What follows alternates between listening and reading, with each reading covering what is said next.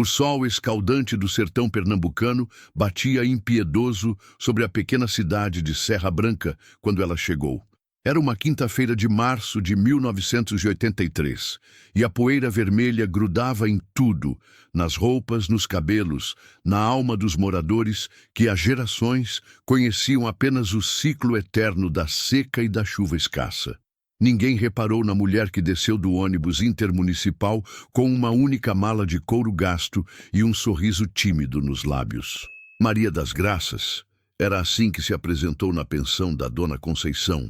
Tinha cerca de 30 anos, cabelos castanhos, sempre presos num coque discreto, e olhos que pareciam carregar uma tristeza antiga. Vestia um vestido simples de algodão azul, sapatos baixos, e carregava uma pequena bolsa de crochê. Tudo nela respirava simplicidade e recato.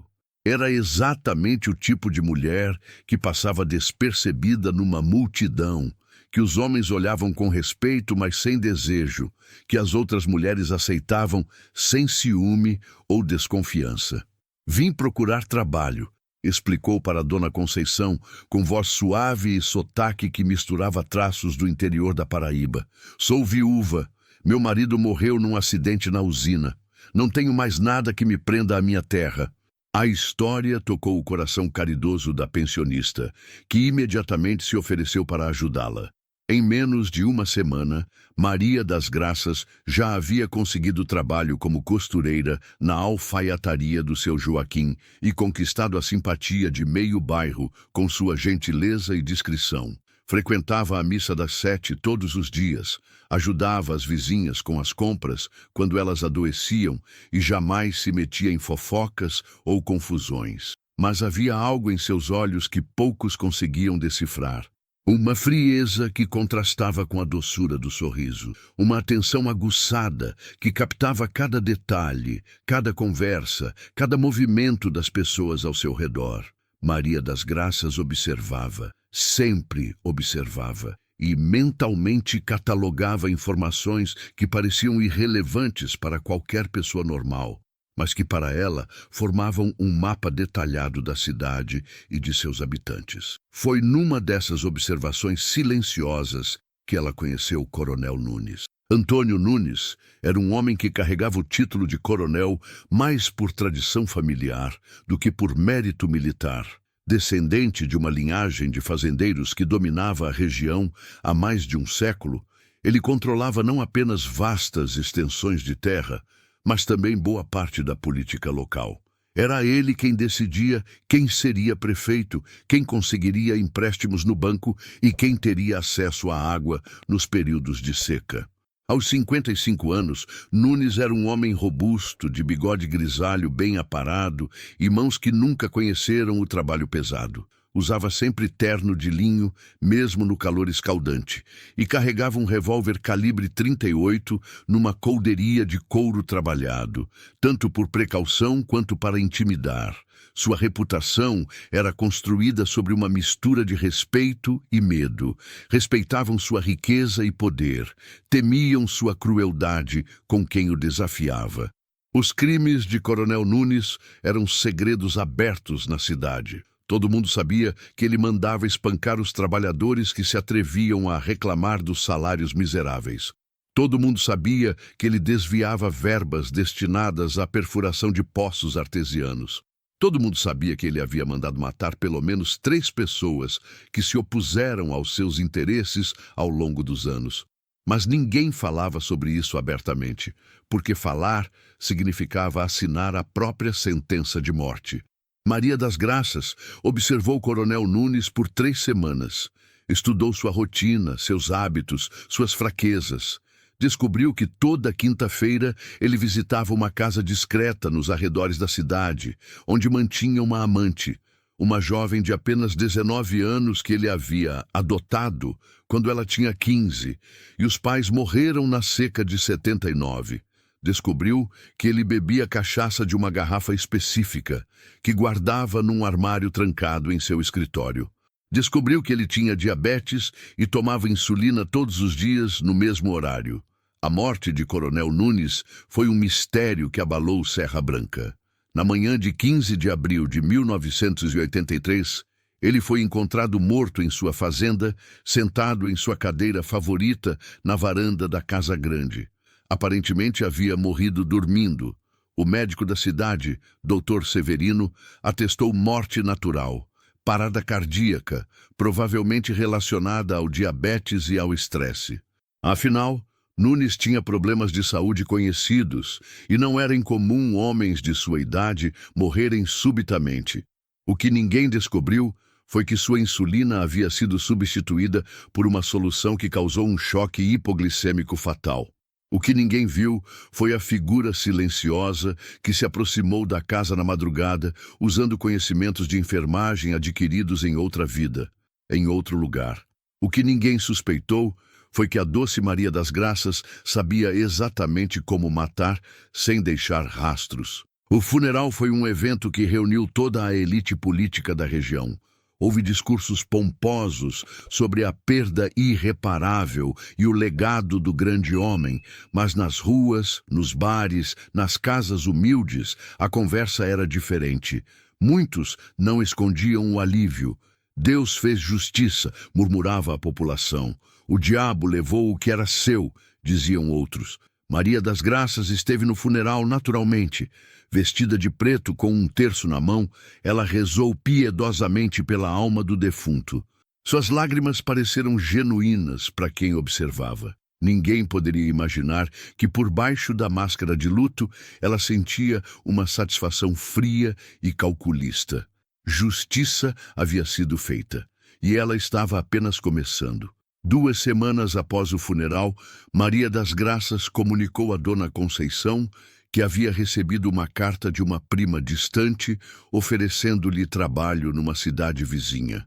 Com lágrimas nos olhos, lágrimas de verdade, porque havia se afeiçoado àquela vida simples e pacata, ela se despediu da pensionista e dos amigos que havia feito. Que Deus a abençoe, minha filha, disse Dona Conceição, abraçando-a na porta da pensão. Você trouxe tanta paz para a nossa casa. Se ela soubesse que Maria das Graças havia trazido morte em vez de paz, talvez não a abençoasse com tanto carinho. A cidade de Canindé, no Ceará, recebeu Ana Lúcia Pereira numa manhã de maio. Desta vez, ela era uma professora primária de 28 anos, que havia perdido o emprego na cidade natal devido ao fechamento da escola rural, onde trabalhava. Seus cabelos agora eram mais escuros, cortados num estilo diferente. E ela usava óculos de armação discreta, que mudavam completamente a expressão de seu rosto. A transformação não era apenas física. Ana Lúcia falava com um sotaque ligeiramente diferente, gesticulava de forma mais expressiva e tinha o hábito de citar trechos de poesia, uma característica que Maria das Graças jamais demonstrara. Era como se fosse uma pessoa completamente diferente, e essa capacidade de reinvenção era uma de suas armas mais poderosas. Em Canindé, ela alugou um pequeno quarto numa casa de família e logo conseguiu trabalho dando aulas particulares para os filhos das famílias mais abastadas. Sua reputação de professora dedicada e culta se espalhou rapidamente e, em pouco tempo, ela havia se tornado uma figura respeitada na sociedade local. Foi através das aulas particulares que ela conheceu a família Marques e, consequentemente, descobriu a existência de deputado Augusto Marques. Augusto Marques era um político experiente, daqueles que haviam aprendido a navegar pelas águas turvas da política brasileira durante a ditadura militar e continuavam prosperando na nova república. Aos 48 anos, ele estava em seu 3º mandato como deputado estadual e tinha ambições maiores. Falava-se que ele seria candidato ao Senado nas próximas eleições. Marques era um homem de aparência imponente, sempre bem vestido e com um sorriso fácil que conquistava eleitores e encantava jornalistas. Tinha uma esposa respeitável, 3 filhos bem-educados e uma reputação de político sério e comprometido com o desenvolvimento da região. Mas por trás dessa fachada polida se escondia um homem sem escrúpulos. Ana Lúcia descobriu os verdadeiros negócios de Marques através de conversas aparentemente inocentes com sua esposa, Dona Helena, durante as aulas dos filhos. A mulher, carente de alguém com quem conversar sobre assuntos mais refinados, acabava confidenciando mais do que devia. Falava sobre as viagens de negócios constantes do marido, sobre os sócios misteriosos que apareciam em casa para reuniões reservadas, sobre as quantias enormes de dinheiro que apareciam e desapareciam das contas bancárias familiares. O que Dona Helena não sabia, ou fingia não saber, era que seu marido era um dos principais intermediários no tráfico de entorpecentes que ligava a Colômbia ao sudeste do Brasil. Marques usava sua posição política e sua rede de contatos para proteger carregamentos, comprar autoridades e eliminar concorrentes. Seu escritório político era, na verdade, uma central de operações para uma das organizações criminosas mais poderosas do Nordeste. Ana Lúcia passou meses coletando informações. Seguiu Marques discretamente. Fotografou encontros suspeitos, anotou placas de carros e horários de reuniões. Descobriu que ele mantinha um depósito clandestino numa fazenda abandonada a 20 quilômetros da cidade, onde eram armazenadas drogas antes de serem distribuídas. Descobriu também que ele havia mandado assassinar um jornalista investigativo no ano anterior, quando o homem começou a fazer perguntas inconvenientes sobre a origem de sua riqueza. Mas o que mais a revoltou foi descobrir que Marques estava envolvido no tráfico de crianças. Meninos e meninas de famílias miseráveis eram adotados por sua organização e vendidos para redes de exploração sexual em outras cidades. Era um negócio lucrativo e, segundo Marques, prestava um serviço às famílias pobres que não tinham como sustentar os filhos. A morte de deputado Augusto Marques foi mais elaborada que a de Coronel Nunes. Ana Lúcia sabia que não poderia usar o mesmo método duas vezes. Além disso, Marques era um homem mais jovem e saudável, cercado de seguranças e sempre alerta para possíveis ameaças. Ela precisava ser criativa. A oportunidade surgiu durante os festejos de São João. Marques havia organizado uma festa grandiosa em sua fazenda, convidando políticos, empresários e formadores de opinião de toda a região. Era uma demonstração de poder e riqueza, mas também uma oportunidade para Ana Lúcia se infiltrar no evento. Ela conseguiu um trabalho temporário como garçonete através de uma agência de eventos contratada para a festa. Vestiu o uniforme padrão, saia preta, blusa branca, avental, e se misturou às dezenas de funcionários que circulavam pela festa servindo bebidas e aperitivos.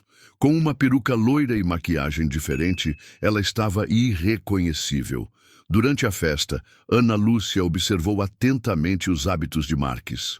Notou que ele tinha preferência por uísque importado, que bebia sempre da mesma marca, sempre no mesmo copo de cristal que considerava seu talismã da sorte.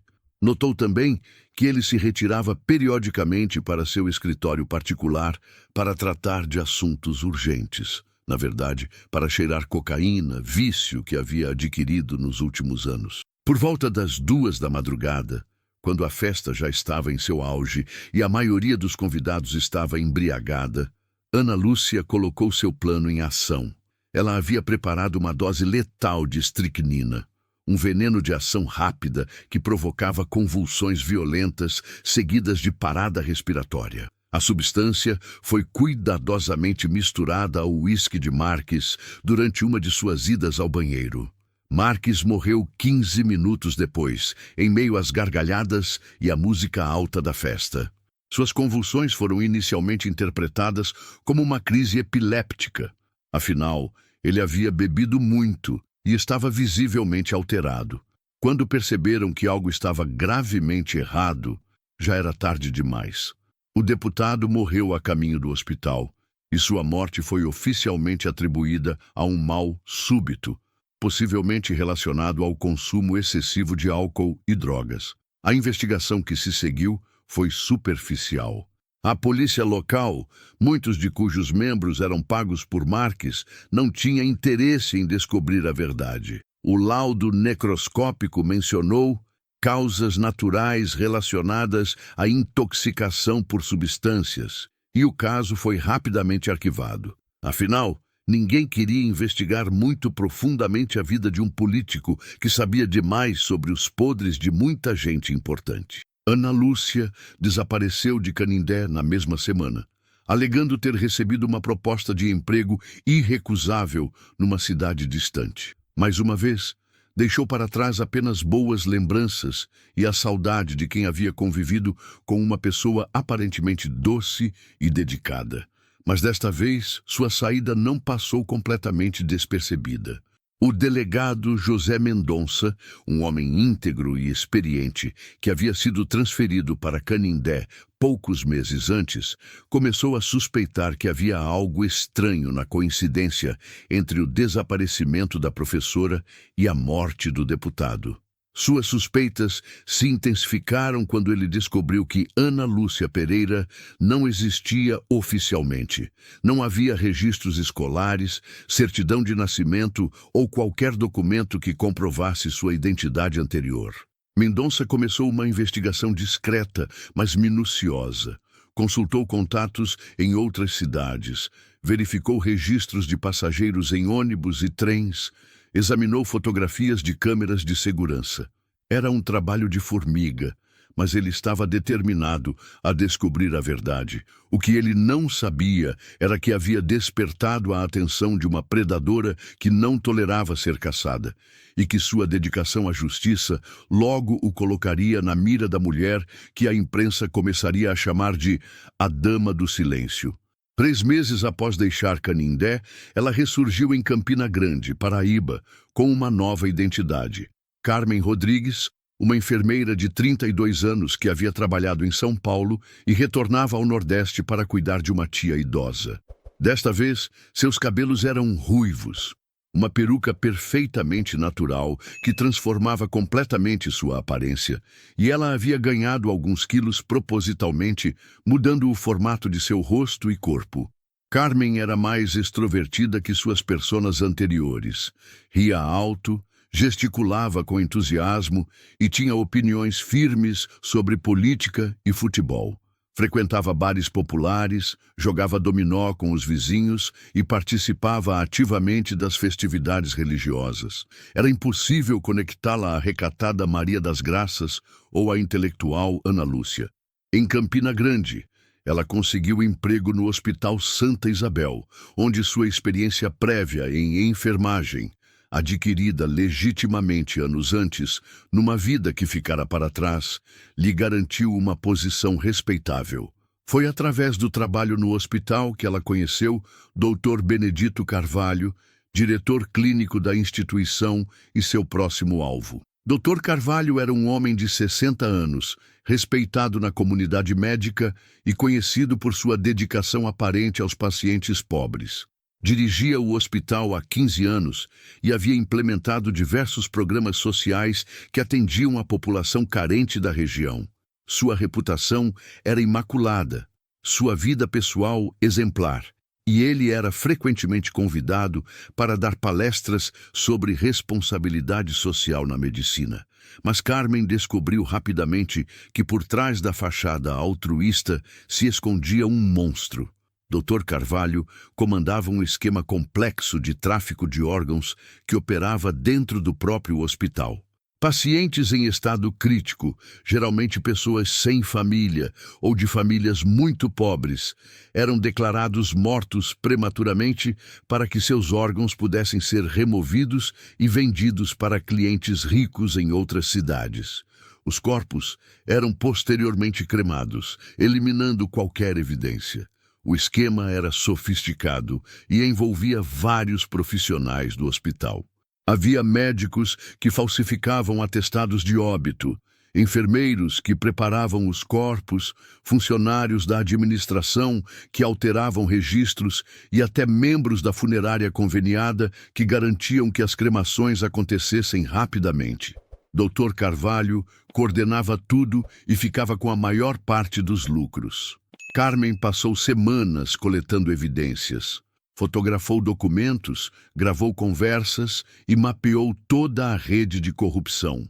Descobriu que pelo menos 50 pessoas haviam sido assassinadas nos últimos 3 anos para alimentar o comércio macabro. Descobriu também que Carvalho mantinha listas detalhadas de doadores potenciais, pacientes que ele considerava bons candidatos para o esquema. A morte de Dr. Carvalho foi um evento que chocou toda Campina Grande. Carmen escolheu usar um método que fosse ao mesmo tempo irônico e eficiente. Durante um procedimento cirúrgico de rotina, uma apendicectomia simples, ela substituiu o anestésico por uma solução letal de cloreto de potássio. O médico morreu na mesa de cirurgia, oficialmente vítima de uma parada cardíaca súbita durante o procedimento. A morte foi investigada como um acidente médico. Afinal, mesmo os melhores médicos às vezes sucumbem ao estresse e à pressão de anos de trabalho intenso. Ninguém suspeitou que a enfermeira dedicada que havia tentado reanimá-lo por quase 1 hora era, na verdade, sua executora. Com a morte de Dr. Carvalho, o esquema de tráfico de órgãos desmoronou. Sem a liderança e os contatos dele, os outros envolvidos se dispersaram ou abandonaram as atividades criminosas.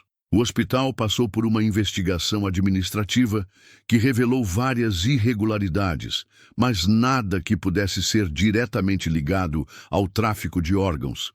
Carmen havia se certificado de destruir as evidências mais comprometedoras antes de partir. Mas desta vez, sua saída foi notada por alguém além do delegado José Mendonça. O jornalista investigativo Roberto Silva estava em Campina Grande fazendo uma matéria sobre o sistema de saúde pública quando o Dr. Carvalho morreu. Silva era um profissional experiente, daqueles que desenvolvem um instinto aguçado para detectar quando algo não está certo. A morte súbita do médico, combinada com o desaparecimento repentino da enfermeira Carmen Rodrigues, despertou sua curiosidade profissional. Silva começou a investigar discretamente. Descobriu que Carmen Rodrigues, assim como Ana Lúcia Pereira, não tinha um passado verificável. Descobriu também que ela havia feito várias perguntas específicas sobre Dr. Carvalho nas semanas anteriores à sua morte. Perguntas que na época pareceram curiosidade profissional, mas que, retrospectivamente, soavam como reconhecimento de terreno. Enquanto isso, o delegado José Mendonça havia expandido sua investigação. Ele havia identificado um padrão: mulheres misteriosas que apareciam em cidades pequenas, se integravam perfeitamente à comunidade e desapareciam logo após a morte de homens poderosos localmente. Ele já havia ligado 3 casos diferentes e suspeitava que havia mais. Mendonça e Silva acabaram se conhecendo por acaso, numa conferência sobre segurança pública em Recife. Quando descobriram que estavam investigando o mesmo fenômeno, decidiram unir esforços. Juntos, eles começaram a reconstruir a trilha da mulher que a imprensa havia começado a chamar de a Dama do Silêncio. Entre setembro de 1983 e março de 1984, a Dama do Silêncio intensificou suas atividades. Ela havia percebido que estava sendo investigada. Pequenos sinais, conversas interrompidas, pessoas fazendo perguntas sobre suas identidades anteriores. Isso a deixou mais cautelosa, mas também mais ousada. Se iam caçá-la, ela faria valer cada momento de liberdade. Em Mossoró, Rio Grande do Norte, ela se tornou Lucinda Santos, uma contadora de 35 anos especializada em auditoria fiscal. Desta vez, ela mirou no prefeito da cidade, Gilberto Fontes, que havia transformado a prefeitura numa máquina de lavagem de dinheiro para o tráfico de drogas. Fontes era um político popular, conhecido por suas obras públicas e programas sociais. Mas Lucinda descobriu que todas essas obras eram superfaturadas em pelo menos 300%, com a diferença sendo dividida entre o prefeito, empreiteiros corruptos e chefes do narcotráfico. O dinheiro das drogas entrava limpo através de contratos municipais inflados. A morte de Fontes foi atribuída a um acidente de carro. Seu veículo despencou numa ribanceira numa estrada deserta, aparentemente devido ao estouro de um pneu.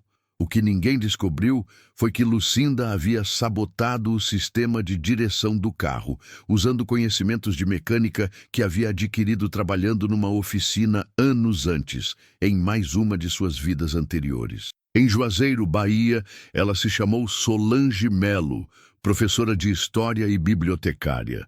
Seu alvo foi o juiz Ronaldo Tavares, que vendia sentenças para criminosos ricos e mandava prender inocentes em troca de propinas. Tavares morreu envenenado durante um jantar em sua própria casa, um peixe preparado com uma toxina extraída de plantas típicas da Caatinga, que Solange havia aprendido a processar com um curandeiro local. Em Petrolina, Pernambuco, como Vera Lins, secretária executiva, ela eliminou o empresário João Mota, que controlava um esquema de trabalho escravo em suas fazendas de algodão.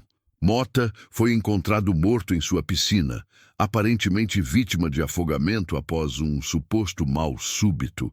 Na verdade, Vera havia usado um relaxante muscular que o deixou incapaz de nadar, garantindo que ele morresse exatamente como ela planejara.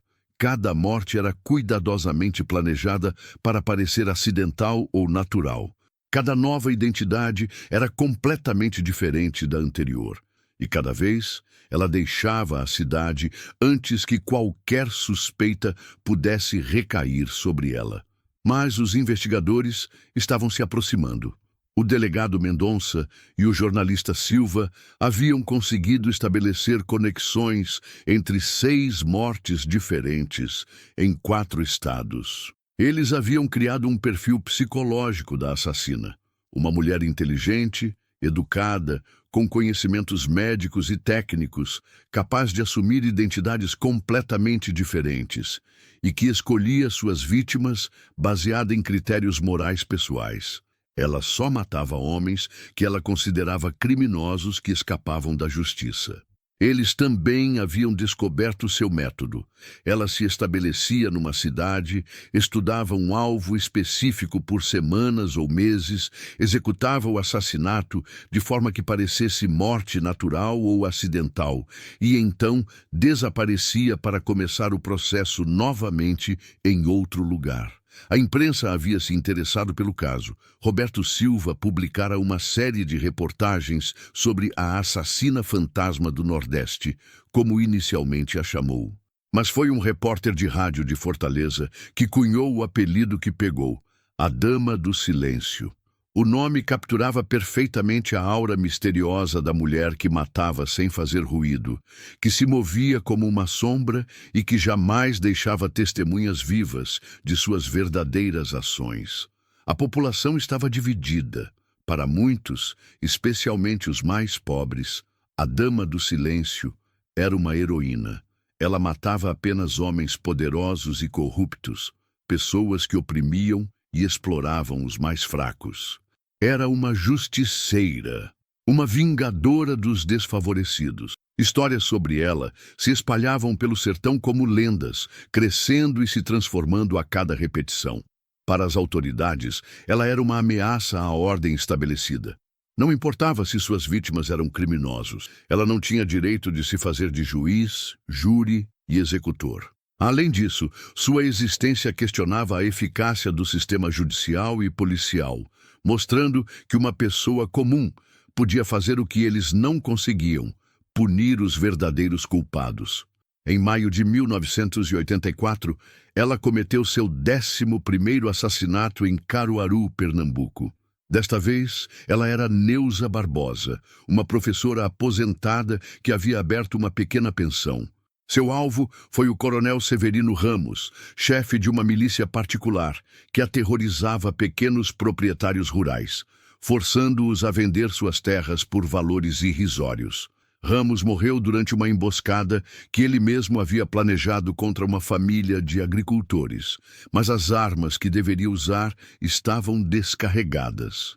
Neuza havia substituído as munições por cartuchos vazios durante uma visita social à sua propriedade. Quando os agricultores revidaram com armas funcionais, Ramos foi morto no tiroteio que ele esperava vencer facilmente. Foi após essa morte que o delegado Mendonça finalmente conseguiu uma pista sólida. Uma das identidades falsas havia sido criada com documentos roubados de uma mulher real que havia morrido anos antes. Ao investigar a origem dos documentos, ele descobriu uma rede de falsificadores que operava em Recife. Sob pressão policial, um dos falsificadores revelou que havia feito documentos para uma mulher que correspondia à descrição da suspeita. Mais importante, ele havia guardado uma foto dela, uma exigência sua para ter certeza de que os documentos não seriam usados por outras pessoas. Finalmente, eles tinham um rosto. A foto foi distribuída para todas as delegacias do Nordeste. Cartazes de procurada foram afixados em rodoviárias, hotéis e pensões. A imprensa publicou a imagem com destaque. Pela primeira vez, a Dama do Silêncio tinha uma face, mas ela já estava planejando seu último golpe. Em junho de 1984, usando documentos que havia preparado meses antes, ela chegou à Feira de Santana, Bahia, como Conceição Silva, uma comerciante de tecidos. Seu alvo final seria o mais arriscado de todos, o próprio delegado José Mendonça. Mendonça havia sido transferido para a Feira de Santana, especificamente para coordenar a operação de captura da Dama do Silêncio. Era um homem íntegro e determinado, exatamente o tipo de pessoa que ela respeitava em outras circunstâncias. Mas ele havia se tornado uma ameaça existencial para ela. Durante 2 semanas, Conceição Silva observou Mendonça. Estudou sua rotina, seus hábitos, suas fraquezas. Descobriu que ele era divorciado, vivia sozinho num apartamento modesto e passava a maior parte do tempo trabalhando. Era um homem solitário, dedicado ao trabalho, sem vícios evidentes. Ela planejou matá-lo com um tiro de rifle de longa distância, algo inédito em seus métodos anteriores. Seria sua despedida, um assassinato que não poderia disfarçar como acidente, mas que enviaria uma mensagem clara. Ninguém poderia caçá-la impunemente. Mas algo deu errado. Na manhã de 28 de junho de 1984, enquanto se posicionava no telhado de um prédio abandonado com vista para a delegacia, Conceição Silva foi surpreendida por uma operação policial. Mendonça, experiente investigador que era, havia percebido que estava sendo observado e preparara uma armadilha. O que aconteceu nos minutos seguintes nunca foi completamente esclarecido. Houve tiros, gritos, correria. Quando os policiais finalmente conseguiram acessar o telhado, encontraram apenas uma poça de sangue, algumas roupas rasgadas e o rifle abandonado. A Dama do Silêncio havia desaparecido. Buscas foram realizadas por semanas.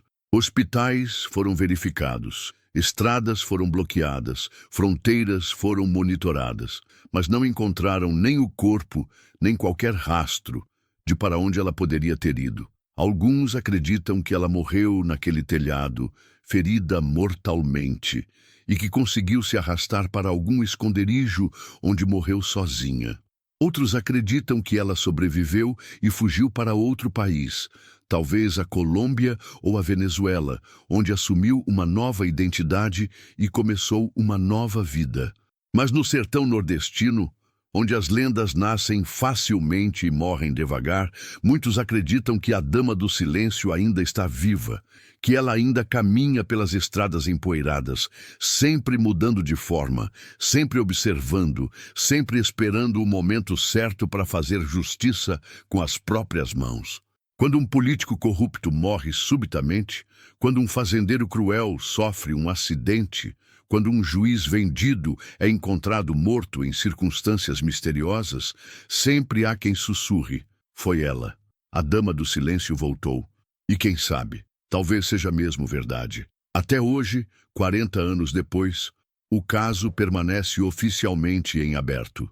12 mortes confirmadas. Uma mulher que nunca foi capturada. Uma lenda que cresceu muito além dos fatos reais. A Dama do Silêncio conseguiu algo que poucos criminosos conseguem: tornar-se imortal na memória popular.